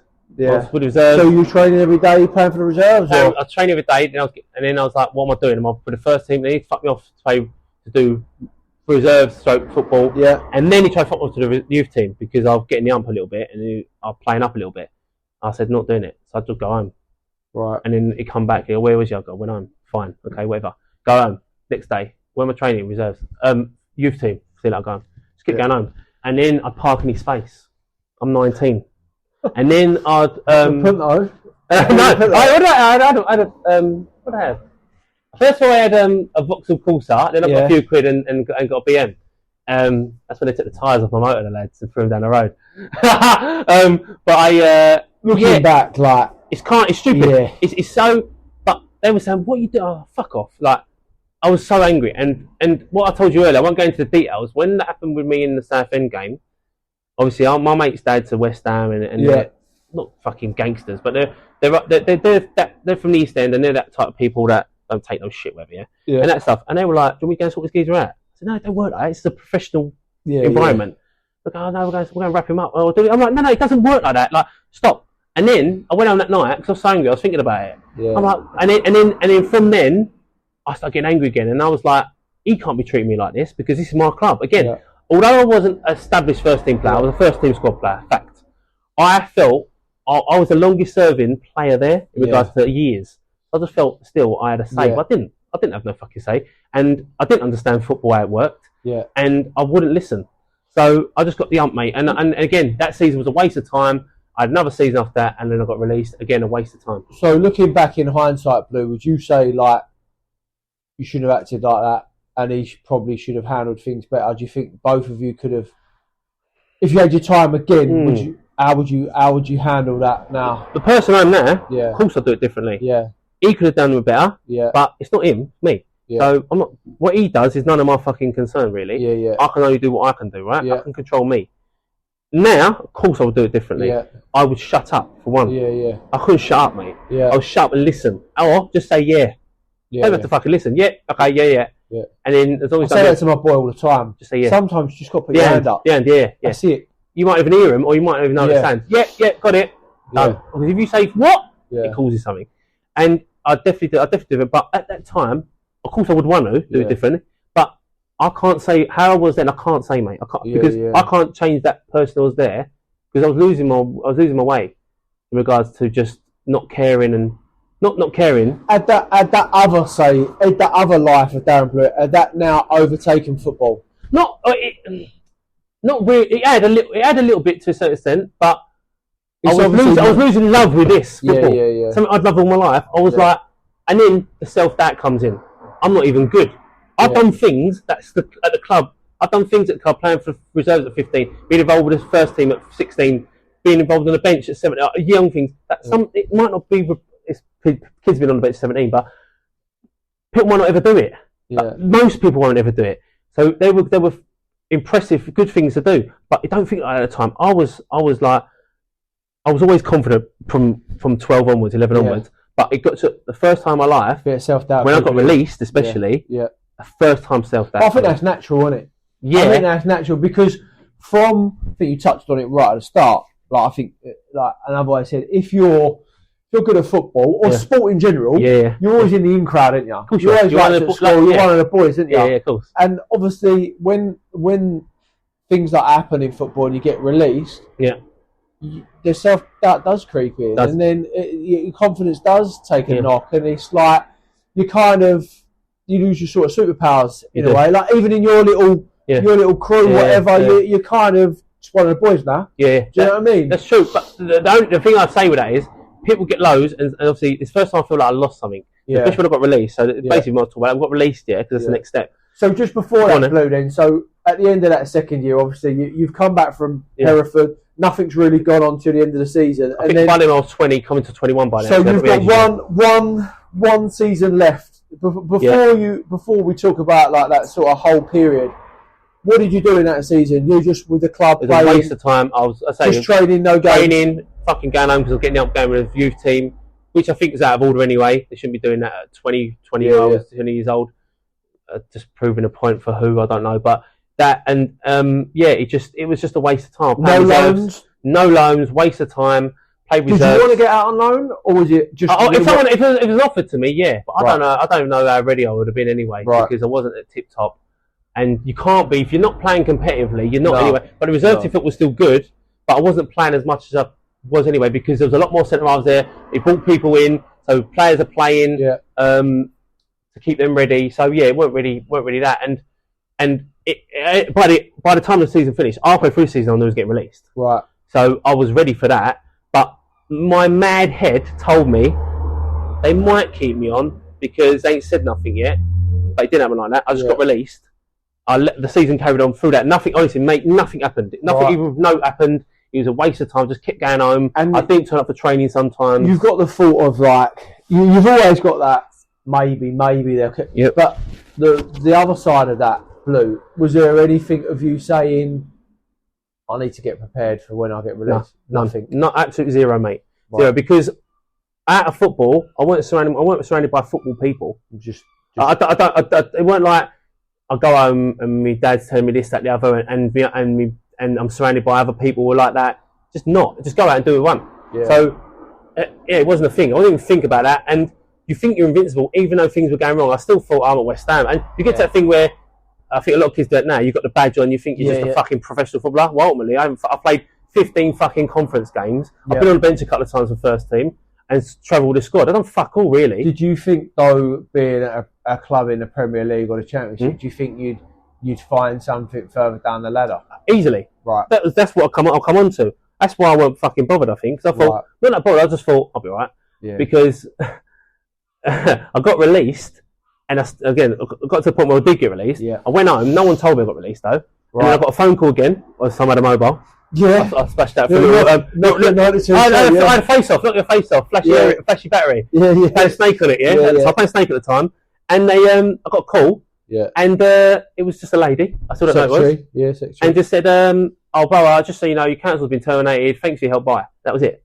Yeah. I was raging. Hold on, excuse me. I said, what? I said, I'll be released. When you put the phone down, it went again. Something like that. So I'm thinking I'm driving down the fucking club. I'm not even this, but I didn't. But I was like, what? I was confused because I was thinking, is that it? Yeah. And then I went to the ground the next day to get all my stuff. Yeah. I nicked everyone's boots, by the way. I had a black bag. So I was like, Christmas come early. I fucking took everything. every single pair of boots. I took back, honestly, and I think Anton was there, and he gave me his boots. I went, I'm going to take all them. And he laughed, and I fucking did. I took every single, I had about 40 pair of boots. I was taking kit, I took everything. So I knew I wasn't coming back. Yeah. But then when I got, again, this sounds like very dramatic. And I am a dramatic person at times. I got in the car, loaded it up with the black bags. Any cheers? Well, I drove out, and the guy's like, all right, he didn't know. I was like, all right, see you later, mate, the guy on the door. I drove out, and I stopped. Yeah? Put it in reverse. It's a dream! It's a wind-up. I'm getting a 10-year deal. Captain, I drove it, and I stopped, yeah? And I got out of the car, and I turned around, looked at the fences, the current fences there, and I literally said, sounds really dramatic, it's true. I kicked this stone, I was booting this stone, I went, you fucked it up, didn't you? Fucking hell, like that. And I don't know what it was. And then I got in the car, I cried on the way home. Yeah. And then and the first time I saw my nan, and I was like crying in front of my nan at 21, thinking, what the fuck's going on? And then, so you said earlier about everyone feels like that, like when they've lost something or whatever. Yeah. But this is where not just me, but people like me are different. Where it's all when a good feeling like that. That's fine. Everyone feels that. But it's how do you deal with that? Yeah. And how I dealt with that was get fucked for about 6 weeks straight. Yeah. I went to all the Greek islands again. I had it off out there. I had a few quid this time. I took some mates. Selling football boots. Absolutely loaded. You want some Mizunos, though? With new friends, new fucking. Thing is, I kept them for some of them for years. I did sell some, to be fair. Yeah. And I think I went because I went to Billericay straight away from there, which I talk about. I give some lads boots. It was like I didn't want it. I just done it for. I don't know. Just done it. Was there any part of you though, bro, when you're having your mad summer? Yeah. Was that just because not the dream had ended, but like that sort of dream at West Ham had come to an end, and that's how you was going to deal with it? I was, but I thought the football journey would just carry on. So I thought, although I was gutted I left West Ham, until it's official, because you get another month's money. So I thought, I'm still a West Ham footballer for another month. Yeah. And I just thought, I'll be alright. I'll get a club, yeah? So I went on a mad one, though, but no one knew who I was. My mum, dad, no one knew who the fuck I was. I was for 6 weeks, no phone, no nothing. It was like, where's this kid? You ain't got no signal on that night? No credit anyway. There was no 10, I can get 10. No data roaming and then days, mate. I had to go to the thing, get a voucher, write the code out, wasn't it? Yeah. So I went out there, went on a mad run, blah, blah, blah, done all that stuff. And then I come back a week before the season. The season, thinking I'll get a club. Even that, just you saying that to me, I think you're off your head. What is wrong with you? Yeah. But I just thought I'd be a guy. Yeah. I come back, the 32, the Nokia face-off weren't ringing, mate. Yeah. Weren't ringing. And it was 2 weeks before the season, because from then, I'm like, what's going on? I've got a club, what's going on? And then I got offered a trial. Did you still have the agent by then? Yeah, but I know we fucked him off. Right. Something happened with him, and my dad, we had a barney with them because they weren't doing, to be fair, they actively wasn't doing anything. They actually wasn't seeking maybe they were, they just couldn't get hold of you. Well, was on the phone part. We've got another fucking Premier League club lined up. Oh no, that was on the boat. Do you know what? I think that's what it was. That's what, I think. I was staying busy just as a pirate. So you've come back. But the thing is, from then, I actually did have. This is Kevin King. Yeah, he's a beautiful man. I love him to bits. Still today, I still speak to him. Yeah, he sorted out like a trial game at Peterborough and Oxford, and I went to Oxford in League 2 at the time. What did I do? Went down there. I was a disaster. I'd done a little. In what way? Just because unfit for one. Yeah, head wasn't right. Yeah. I remember playing a trial game for them against Luton, and Warren Feeney played up front with him. He's played for Northern Ireland, mate. He scored a hat-trick, and I was a disaster, mate. And I thought, fucking, I'm miles off it again. But I was better than, obviously, I was a good player by then, but I was like, my head weren't right. It wasn't I couldn't do it, my head weren't right. And I turned up to the game bothered, and I've never been like that before. So basically, that wouldn't work out. But by this time, I went to Billericay. Yeah. So Billy McMahon, the goalkeeper, contacted me, and obviously he's at West Ham, and Bill lived right in the corner from me. We had Leodges there, we had a good team, by the way. I went there, and I went, Billericay, where the fuck's that? I honestly didn't know where Billericay was, I ended up living there for a few years, but I went there.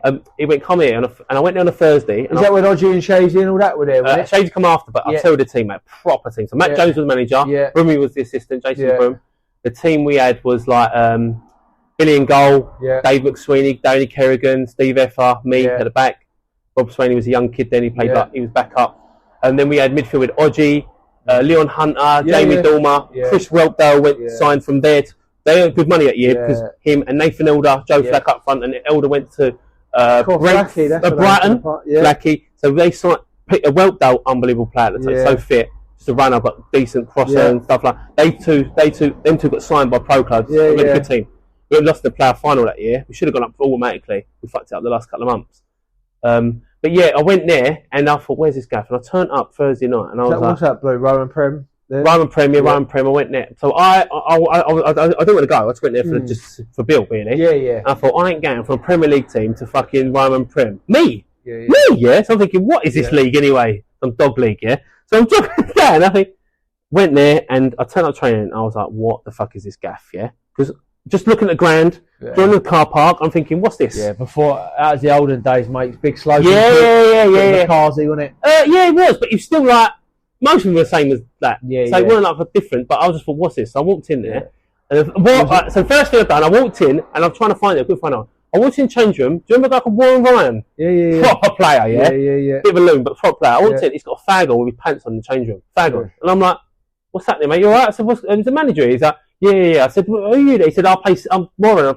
He said, what's that? I said, he said, I play for Billericay. I said, yeah? You're fag on? And he's like, yeah, what's the matter? Fag on. I'm like, oh, alright, it's different. So I'm like, fucking hell, what's going on here? So then I met Matt Jones, the fucking charmer, innit? So charmed me. And the training was good, and I actually quite liked because I thought this is better than I thought. There's some players here. Did you have that shock where actually it's a lot better than what I thought? It's better than I thought. That's a proper change, really. And proper players, and that league was hard that year. Yeah, there were good players in that league that year. And what happened was, I found my style of football anyway. I could look after myself. Yeah. And I thought they didn't know. Some of them might not know me. But some of them did, because I knew a few of the players anyway, like Lee and stuff like that. But they might have thought, and the first training, I was going around fucking smashing people, probably because I was angry as well. Yeah. And I was thinking, but I was doing like diving with balls, and then the sad thing is the Thursday, because they see me do that, one of our tactics straight away was, Matt went, he can do that. We're going to do that to Chris Weltdale, and that was our thing. From the first training session, so all of a sudden, I'm quite part of the thing quite early, and I felt special again. And then I thought, this is going all right now, I'm enjoying this. And then we went upstairs, right, we sorted wages out. And I'm thinking, here we go, fucking this out. He went, 200 quid a week. And I went, what? How much? Yeah, 200 quid. I went, what? I said, 200. Yeah. And I just didn't even think about that. Yeah. I thought, fucking hell, 200 quid a week. And I was literally back, if you ever seen me, I went, I don't know if I could do it for that. I said, maybe 200 quid like daily. Well, what are we doing here? And then I said, yeah. And then I couldn't believe it. I didn't think about that. It wasn't a thing. And then I went, well, fucking all right. Okay, all right, with that. And we'll sort it out. I signed it because I wanted to play Saturday. Sign this and we'll talk about it. And I went, all right. They give me a little bonus. It was like 20 quid or something stupid in the plan. And I fucking loved it, Wills. Yeah. Oh my God. We had a good season, good players. I part of the team early. Boys would go out and have a beer. Mate, I tell you that, I've got photos still. We all went out. Yeah. Nearly every Sunday, we went out in Norwich a lot. Yeah. All that. That's why my missus pissed at me now. And we went out in Norwich all the time, and then a few of us got on a Wednesday as well. So we was getting a little good group. But the money side of it, I was like, what? So what happens is, ultimately, I didn't even think about this, mate. This is how fucking stupid I am. I can't live off that because I earned all that money, but not in that much though. I've done it. I've done about fucking 30 grand in Greece in 6 weeks. I went mental. I've got no money. Like, we've got to get work. Yeah. I don't know what I'm doing, mate. 22. So this is where it was a big moment. Was there at that point? Was that a realization where, not that you couldn't go back in, but like full-time football might. Well, I got offered to go back in to Peterborough again. They wanted to do that, and I said no, because this is about 3 months in, and I got into that routine of 2 times a week training, Tuesday, Thursday, Saturday. Yeah. I like the lads. I'm loving this, and I'm end up going out, and this is where I end up being able to drink 2 or 3 times a week then. Yeah. And I enjoyed it. And I was performing well. The fans love me. I love them. We're getting good crowds. We're doing well. I'm playing well. Yeah. I'm getting spoke about, so I'll get a move at some point anyway. Yeah, at some point you thought you'd be fine. And nearly did again. It's whatever. But that was happening. And this is where the work come into it. So I was like, I ain't got a fucking Scooby. But I can go and do that with my mates if I want. And this is a crossroads where I just met my missus just a little while after, and then I'm taking her out a bit on Fridays. So Fridays was her, Saturdays with mates. But I ended up going with the Billericay lads instead of my other mates. And I think to this day, I slowly drifted apart from them a little bit. And someone got nicked, to be fair. Someone got, and that could have happened to me easily. Yeah. One of them got 15 years, so it was a biggie. And I could have gone. Luckily, I met these lads. None of these know this. There's a big part, and I went out with them loads, and we loved it. We had a good time, and I'm glad that happened because that probably would have. I don't know what happened, and I met missus and stuff like that. But I was going out still a lot, but I had to get work, mate. Yeah, and so what did you do? Fucking for me, which was a long journey. I hated it, mate. So from then, I thought, what I'm going to do? I haven't got a clue. Was you still living at home then? I was still living at home. But I met missus, and a little while later, we ended up moving out. Not straight away, for a few years actually, because I was skint, mate. Yeah. And I ended up, so just meeting her, I was skint, so I weren't as if I had loads of money, so I tried to find a job. I didn't try and find a job. My dad's uncle, he worked in Fords in Dagenham. All right. So he wasn't a Ford worker, he was a contractor, and he went, I'll give you some work, come in. So I thought, what's this bollocks? Yeah. Fords, like, what's going on? So I went in there, I didn't have a fucking clue what was going on. It was a night shift, yeah? Right. I went in there and I couldn't find him. I found him eventually, and I never met him before, Derek, yeah? And I was like, oh, mate. He said, yeah, come down. He said, how you doing? Come, I'll show you what we're going to do. And I thought, all right. Big old guy. Lad, it's fucking noisy, this lad. I'm thinking, what is this, yeah? When you mean nights, what were we talking, like 10 till 6? It was 10 till 6, yeah. It was 10:30 till 6:30 it was. Yeah. 8 hours. So 8 hours, 3 shifts, yeah? So I got there. He said, right, what you got to do is the engines come round on this conveyor belt type thing. He said, you're here. I thought, all right. He said, here's his pen, marker pen. It stops, and then you've got to check this bit. There's like a shiny fucking thing, and check that bit. And then if there's no marks, dot it. I went, that's it. Yeah, that's it. For 8 hours, you can't. Oh, so 8 hours, sorry. 8 hours. I went, what? Yeah. All right. And he went. I thought, all right, sweet. All right, did you fall asleep? I fell asleep fucking within 20 minutes. And all the engines are backed up, and the fucking contract's coming and going, mate, what's going on? I'm going, oh, I don't know. And I just, basically that went on for years, yeah. But obviously, this is where I was a leader of team sort of thing, good captain type person. That I ended up going up quite quick and being in charge of 3 or 4 blokes. I didn't have to do that for long, but I hated that environment. Still nights though? No, I was doing days in. I ended up doing days, earlies, which I preferred. But also, I went up quite quick and I was in charge of a few, and because obviously he trusted me and it was quite easy. But that, I hated it, mate, because I'm there in this shitty, or sorry, not shitty, because it's graft, like, it's hard. It's proper work. Like, yeah, but you're indoors, you're in a dusty, loud environment. I'm staying still, I'm dotting it. I'm not using that. I'm a busy person, like in my head. Yeah. I need to be on the move all the time. I need to be not creative. I need to be thinking all the time. That rotted my brain, yeah. And what happened with that was I was depressed by that point. A couple of years. I think I had depression without knowing it, untreated, because I started drinking loads more. I started drinking 3 or 4 times a week by this point. So I'd leave there, I'd finish at 2:30, and then go to the pub. And I thought, I ain't done this before, but I'd done that. So I got to. Mrs. Mum and Dad lived in Romford, so we was living at their house for a while, or for quite a while. And I'd go into Romford first, because she didn't finish till 5:30, so I thought I'd go in the pub for a few hours. Yeah. And I thought, and then I ended up doing it 2 or 3 times a week, 3 or 4 times a week. And I thought that can't come in, and then that become normal, because I could still play for. I was playing for Brentwood by then. Billericay, left Billericay, lost in the Plough final. Yeah. And then I went to Brentwood. It was easy, mate. The football weren't hard, but it was competitive at times. But for me, I didn't. Not hard, but I could play. I could play. Not that I was going out on Fridays, because I didn't really go out on Fridays. Even that was in my head not to do. But I was drinking lots, and it got progressively worse in my late 20s and 30s. Yeah. But I could notice that. So I struggled with the work thing, mate. And by this point, though, Blue, you're working. Yeah. And like before we move on to other times, boxing, like that dream of the West Ham and being a pro, you're working in a warehouse, like you're playing part-time, non-league, semi-pro football, whatever you want to call it. Yeah. Had that dream died then, or is there something in there that you just you thought you could still get back to, or by that point you just got into being a non-league footballer and just enjoy? Yeah. The minute I left Billericay, it's gone. I've got no league. Do you think, as you say about maybe the depression and the drinking, do you think all of that was part of it? No. Because I'll tell you why. Because if it was on performance, I said people contact me saying, "Is these watching?" People still. I play for Brentwood. People watching. Yeah. And so it was like thinking, and I thought, but I didn't care by then. Right. I was like, oh, fuck football. I don't care. I'm just playing with it. And then by this point, I wasn't earning good money at work, but I was earning more money than I'd earned for a couple of years. Right. Okay money. Yeah. Not wealthy money, but good money, what I'd seen for a couple of years. Bit of cash at football. Cash and that, and it was all right. So the money was good. Yeah. And my lifestyle would change. So I was enjoying having a time with missus on a night, going out for a meal, having a drink with her, and then going on a night out with her, and then going out with my mates. I was enjoying that. The thing of football I did go. When I got released for Billericay, I thought, that's it, I'm done now. I'm going to another league. Yeah. So in my head, why did you do that, Blue? Why did you leave Billericay to join? So what was that? Matt Jones left. So Brentwood, Ryman North at the time, Yeah, Matt Jones left, and Brumley took the job. Yeah. And I think Swaney was coming through then, and I think he liked Swaney, to be fair. Yeah. I think he got in the team, and there was another lad come in, and I think, look, I could have got back in the team easily, but I think it was just a case of, it just happened, you move on.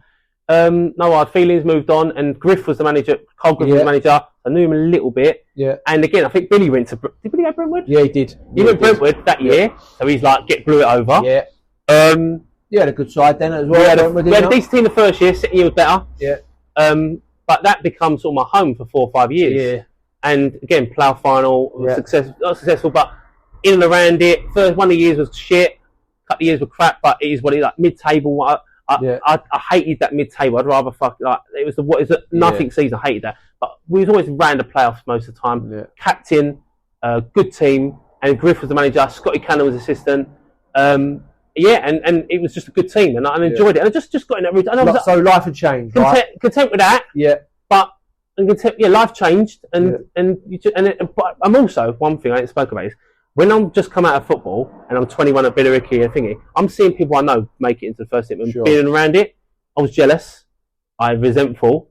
To them, they'd done nothing. Yeah. And I was hating. So every time I see fucking people not players, but West Ham, I want to tell, fuck that. Or I see Pardew on telly, I want to punch the telly. But I was so angry with everything, and I'd get pissed, and this is where I notice things well. I'd be getting pissed in the pub or whatever, and we'd be down with my mates, and they'd go, oh, look, is your mate Dal? Like that. And I'd like bad mouth him, like, oh, that prick, he's a muppet, and try to belittle him to make myself feel better. Yeah. Where ultimately, I needed, that wasn't helping me, that was making me worse. I needed to fix myself, which at the time wouldn't work. That vicious circle, wasn't it? And I couldn't get out of that, mate, and it just got worse and worse and worse. But yeah, I just got playing football through my 20s, Brentwood, and then eventually Harlow. Yeah. And it's done very well at Harlow, didn't you? Yeah, Plough final again. I'm Plough final, man. Yeah. Captain again. So I wanted funny one because I played Brentwood about 5 years. Yeah. I went to Haybridge, but didn't play a game. And I hate Haybridge, so you can say that on fucking camera as well, on the podcast, because fuck their fans, all right? Because they're always hating on me. And I got sent off last year as assistant manager. And when we were a player, I got sent off a couple of times. Yeah. But a couple of you went running, didn't you? Because that's funny. But we'll talk about it another day anyway. And yeah, I just got to that stage where I got to Harlow and I went there. And basically, whenever I played against a team, they're not sure of me. So the players are like, I know a lot of them, but they're like, I don't know, like they must think I'm a bit of a prick. I'm loud, I'm aggressive, I like to banter with people on the pitch, give it. But I'm always in and around it. And obviously, I'm a decent player, so they can notice that. It's a hard game. And then when I go to the club, I went Brentwood, I went Haybridge for a bit, and then I went Harlow. Yeah. They had a fucking good team. Yeah, you was there. They had Brownie. They had proper team. I think Fab's come in. I think they had Stan Magoo there. Was it Stan? Stan was there. Yeah, Stan come in. Yeah. Junior Dadson. Yeah. And then Jamie Smith come in. It's quite a fresh football fucking player. Joke. And then so there's a decent player. And then I come in and I'm thinking, right. And then he went to me first session. I don't remember one of the first sessions. Obviously, Dan plays a style which is direct to try and squeeze up high, which I have no problem with. I quite enjoy it. I got the ball, and I'm still at Brentwood. I was allowed to just play, not play, but not fucking pop it around. But I got the ball, I took the touch, and I tried to pop it in the field. Whoa! Stop! Stop! Put it back. What are you doing? I said, what do you want I'm doing? He said, no, you do that, and I played it. I went, right, okay. So I've done it. Anyway, it's fine. I could do it, and I thought, all right, this is different again. And then the second session, you're captain. I'm like, fuck, okay. Yeah. And I'm thinking, this is a big move because there's some established people here for one. I don't really know everyone yet, but it worked out the best. Everyone fucking loved me in the end. I loved them. Yeah. It was a good season. And you was assistant there for a while as well, weren't you, after playing? Yeah. So, that was recent. That was only a couple of years ago. Went back with Danny. And to be fair, if circumstances were different, I probably still would have been there. Yeah. But dropped, obviously what happened with the club and getting to withdraw from the league, which was sad. But I'm glad they're back. They're doing well again. Yeah. I went to watch them last week. I think obviously the league that they're in. I think they're too big and powerful. I think so. And hopefully they do get promoted because they should be higher up. But it's set up. It's always been set up right. But it's just this revolving thing in it. Yeah. And hopefully, I probably would have still been there. I enjoyed it. I got better at it. I knew my role more towards the end. You learn all the time, didn't you? Of course you do. It's my first time. And when I went into it, obviously we can speak about it. I'm early in recovery in this year, so I've got a lot of things going on, and I tried to. What I found is I tried to change when I got into recovery. I tried to change myself so much the other way that I wasn't your old self. Yeah, and there's one thing I am not is a prick, and I'm a mug. I don't know what I'm terming this wrong. I don't know how to say the word. An idiot. I can't be taken for a fool. So and I went too far the other way that I was a bit soft is the wrong word, but not. I'm still me, but I'm a better version of me now. Where before I was me with an extended mad version. Yeah. So again, I've got to find that struggling to find a happy medium. And then Danny was like, "Why are you not being yourself? Like going to change your own banter and all that." And like, I do that. I want you to do that a little bit and do that. Yeah. And I'm like, "All right, I'll do that then." He's like, "Yeah." So then I started doing a bit more, and then I just blame myself, like trying to shit on people's wash bags. No, I'm not doing that.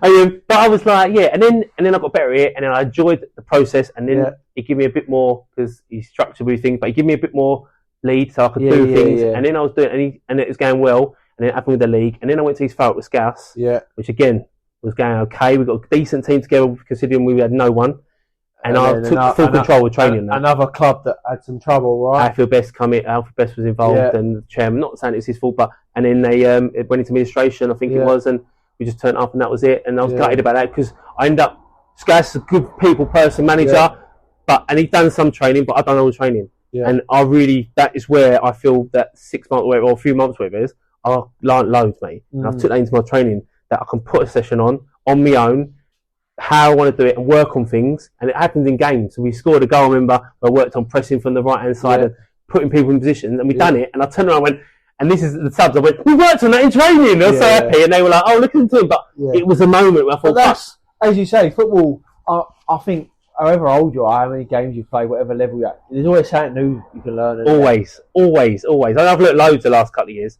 Yeah, and that's where I'm at. That's where the football journey took me. Yeah. Obviously, we'll speak about other things if you want, mate. It's no problem. But it happened, and that's the football journey up to now. So, I really appreciate everything you've spoken about, mate. I think you've had an unbelievable journey. I think there's a lot in there that anyone can take from the good and the bad. Yeah, definitely. Hope so. I wanna box off the football journey there for a little bit, and then we'll roll into a part 2 and we'll talk about some of the problems you had off the pitch. I don't want to go in too deep, that's on you, but just how you've sort of turned your life around really and used sport and football to help that. Yeah, definitely. So, thank you, mate. Sweet, mate.